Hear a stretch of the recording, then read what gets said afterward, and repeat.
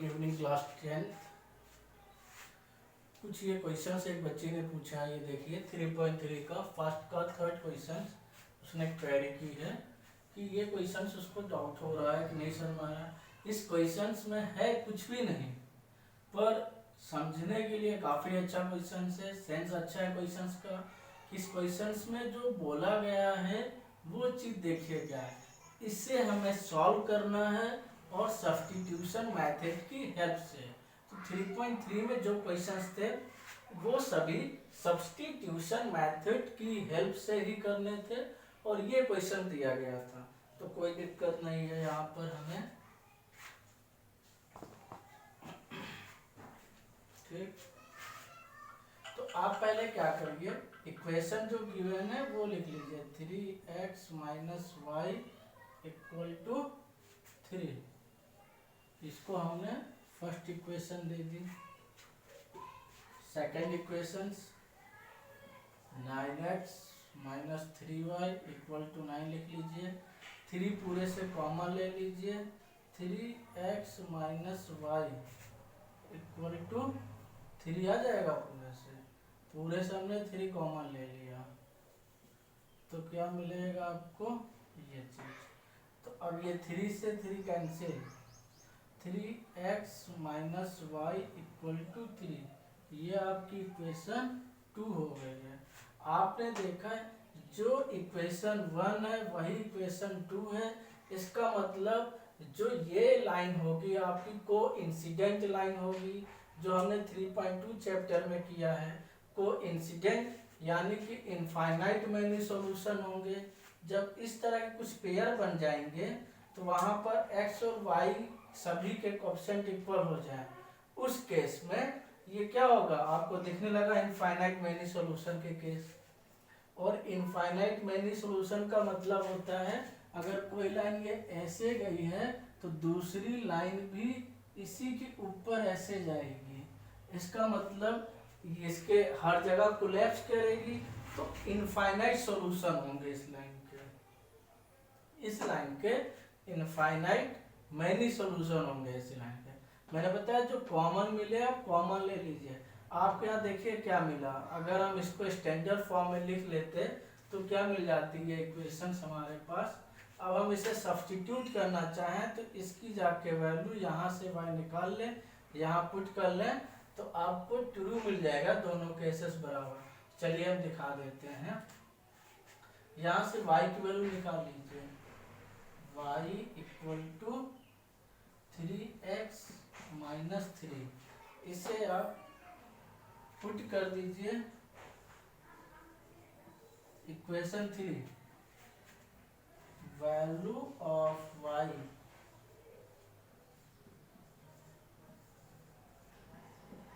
Put in equation 1।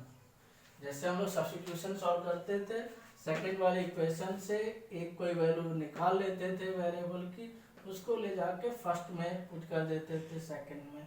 तो value of y put in equation first, equation first में जाके हम लोग पुट किए दे रहे हैं y की वैल्यू को। तो यहाँ पे पुट करिए तो क्या आपको मिलेगा 3x minus y equal to 3x, y की जगह पे ये रखिए,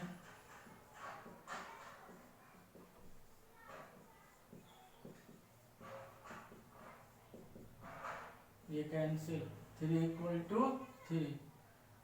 इट इज ऑलवेज ट्रू। आप ये देख रहे हो कि ये सब बराबर, इसका मतलब ये ऑलवेज ट्रू। कभी भी इस तरह के केसेस मिल जाए, आपको इक्वेशंस मिल जाए, तो आप समझ जाइएगा यहाँ पर जो x और y की वैल्यू होंगे वो कोई एक ना होके इनफाइनाइट वैल्यू x की होंगी, इनफाइनाइट वैल्यू y की होंगी। मैंने आपको 3.2 में कंडीशन बताई थी, इंटरसेक्टिंग लाइन होने की, पैरेलल लाइन होने की, कोइंसिडेंट लाइन होने की। जब कोइंसिडेंट कोई लाइन हुआ करती थी तो वहां पर कई सॉल्यूशन होते थे, मैनी सॉल्यूशन। अगर आप इसको स्टैंडर्ड फॉर्म में चेक कर लेते तो आपको दिख जाता यहाँ से कि इनके वेरिएबल देखिए, अगर हम इसको लिखना चाहते तो क्या लिखते हैं, 3x minus y equal to minus equal 3। a1 की वैल्यू 3, b1 की वैल्यू 1, c1 की वैल्यू -3। वही काम इस पे कर लीजिए, इस वाले के लिए a2 आपको 3, b2 आपको -1, c2 आपको -3। तो आप a1 अपॉन a2 करेंगे, क्या आएगा 1, और b1 अपॉन b2 करिए 1, c1 अपॉन c2 करिए 1। आपने क्या देखा, सबके रेशियो 1 1 है। 1 1 होने का मतलब a1 upon a2, b1 upon b2, c1 upon c2। इसका मतलब ये क्या आ गया, a1 upon a2, b1 upon b2, c1 upon c2। इसका मतलब क्या होती है, कोइंसिडेंट लाइन। तो कभी भी कोइंसिडेंट लाइन आपको मिल जाए, एक्स वाई और कांस्टेंट टर्म के कोएफिशिएंट इक्वल मिल जाए, समझ जाइए वो कोइंसिडेंट लाइन होगी, उसके इनफाइनाइट मैनी सॉल्यूशन होंगे। ये होती है फॉर्म।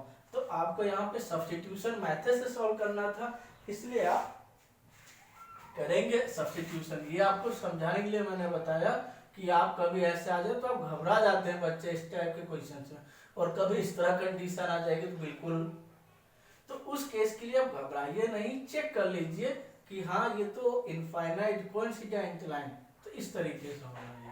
तो ये मैंने आपको समझाने के लिए बताया है, इसकी आपको काम नहीं है, क्योंकि ये काम हम लोग 3.2 में ऑलरेडी कर चुके हैं।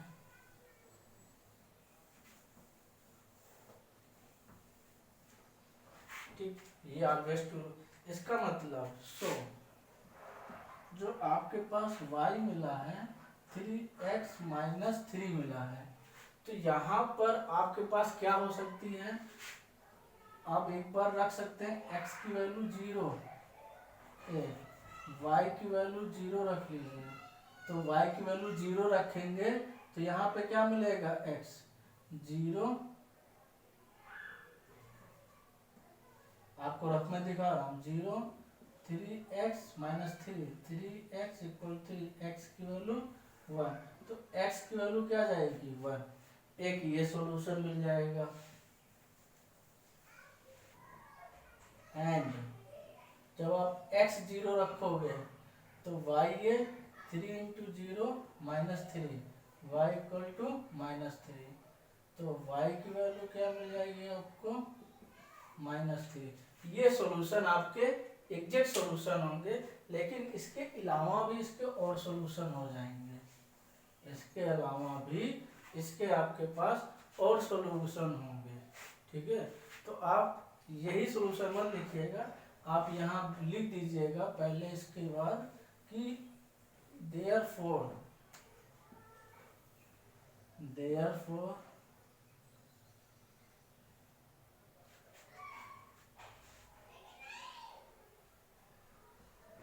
these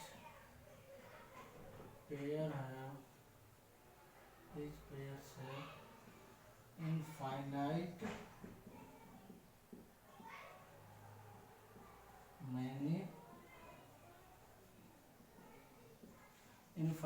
many solution। these pair have infinite many solution होंगे, इन पेयर के पास infinite many solution होंगे।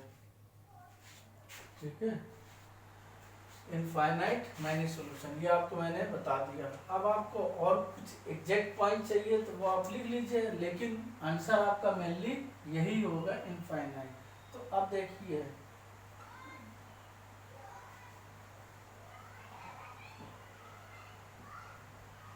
Since y equal to 3x minus 3, अगर हम y की वैल्यू 0 कर दें, if y equal to 0, then y की वैल्यू 0 यहाँ पुट कर दीजिए, तो x की वैल्यू कितनी मिलेगी 1।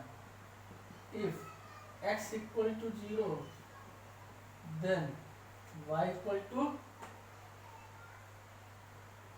0 रखेंगे तो माइनस का 3, ये आपके आंसर हो जाएंगे। तो आप कोई से भी आंसर आप ले सकते हैं यहाँ पे। ठीक है, क्योंकि जो ये इनफाइनाइट मैनी सॉल्यूशंस हैं उसकी बेस पे आपको बताया जाता है। तो आपका यहीं तक का ही सफिशिएंट था। बाकी जिसके इनफाइनाइट सॉल्यूशन मतलब बहुत सारे सॉल्यूशन, इकलौते यही नहीं सॉल्यूशन होंगे। ठीक है, तो इस टाइप के क्वेश्चंस को आप ऐसे ही करिएगा। तो आपके यही आंसर होगा। ठीक है, या तो आपका एक 1,0 हो जाएगा आंसर, या 0,-3, और भी बाकी आंसर है इसके बहुत, पूरे इनफाइनाइट नंबर सॉल्यूशन होंगे, एक ही सॉल्यूशन होगा। आप x की वैल्यू कुछ और रखिए तो y की वैल्यू कुछ और आपको मिलती जाएगी, क्योंकि सभी में सेम है, कभी किसी पे लाइन कट नहीं करेंगे। इस तरह से सॉल्यूशन इसके मिल जाएंगे। ये है।